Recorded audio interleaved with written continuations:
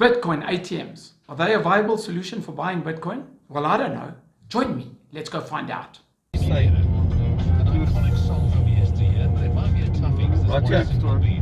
Next one you have to go into the building.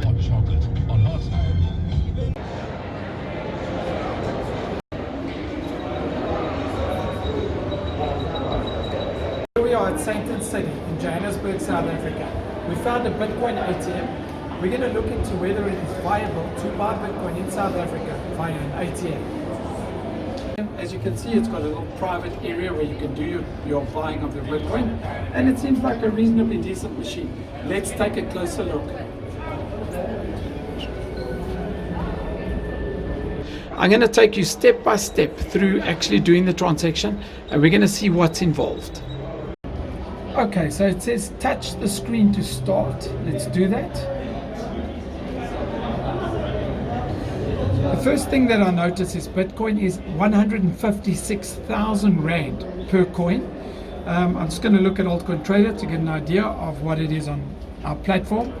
It's 144,000. So that means it's about 12,000 Rand per coin more to actually purchase from this ATM. But let's go further and see how easy it is. Okay, so it gives you a couple of options here. And it wants you to have a QR code scanned.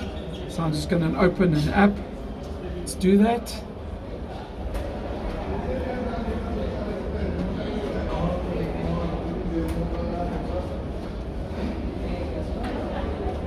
Okay, so that was reasonably painless. We can see that there's a 10 Rand fee. Let's insert some money. Okay, it's accepted the money. And I think we just push the buy button. So we can see that we have managed to buy some Bitcoin. It's been credited into my wallet. And it was a reasonably simple process to buy Bitcoin. The only problem I have is the extensive amount that I paid for this transaction. 156,000 for a Bitcoin, or a portion thereof, when it is trading at 12,000 less on Altcoin Trader and other local exchanges. But other than that, it is certainly a positive because it's an easy way to get crypto in the hands of the public, and it's easy to buy Bitcoin. Okay, so in conclusion, I just want to run through the pros and cons of buying Bitcoin on an ATM.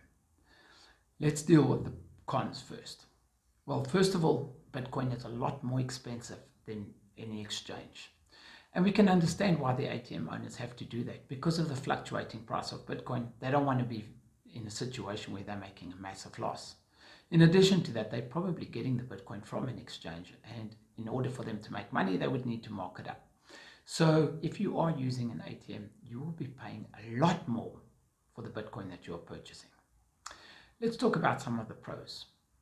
First pro that I can think of, it is totally anonymous. Now, exchanges at this stage are also anonymous, but in the next 2 to 5 years, I can see the regulators, I can see SARS, and I can see people asking for reports. And some of those exchanges will have to submit those reports depending on how the regulation goes around. So at this stage, it's a bit of a neutral point. It's not really an absolute pro for an ATM, but just bear that in mind because it could be in the future. Another pro is, of course, that it forces you to keep your own Bitcoin because you don't have an exchange that can hold it for you. You actually have to download an app and you have to keep that Bitcoin on your phone or in your wallet or wherever you choose to keep it. There's no there's no custodian holding your Bitcoin for that. Now, if you're new to Bitcoin, that could in fact be a disadvantage because you're not sure how to control your Bitcoin or how to hold your Bitcoin safely. However, if you're an experienced Bitcoin user, that is certainly a pro. And the fact that it forces you to take your Bitcoin with you is, I suppose, an up point. But other than that, it's really just nice to see that there are guys that are doing this, that Bitcoin ATMs are popping up.